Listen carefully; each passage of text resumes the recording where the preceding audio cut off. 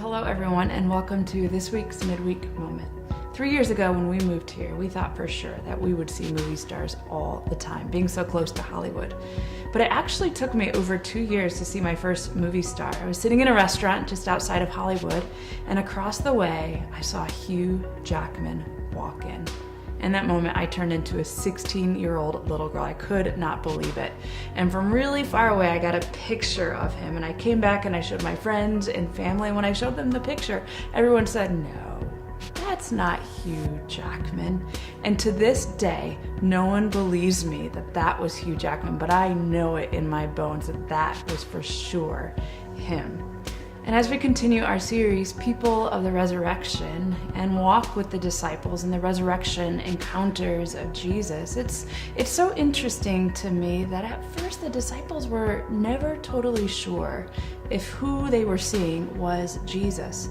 And then when they would go back and tell the others were never totally sure if it was really Jesus. They didn't always recognize him at first. And in John 10, Jesus, he tells the disciples about the sheep and the shepherd. And Jesus says that the sheep recognize the shepherd's voice and they follow him.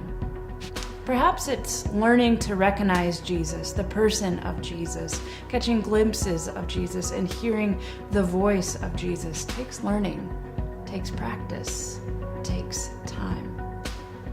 Being here for 3 years now, one of the things that I often talk about is signs of spring. And really, that has been a practice for me. To look around and practice seeing the work of the Lord in our midst, hearing the Lord's voice in our midst. And so in closing, I want to challenge you to take a 1-month challenge over the next 30 days. Every morning when you wake up, perhaps say this simple prayer: Lord, I want to see you today. Give me eyes to see you, to recognize you. Give me ears to recognize your voice. Well, that's all for today's Midweek Moment. See you on Sunday.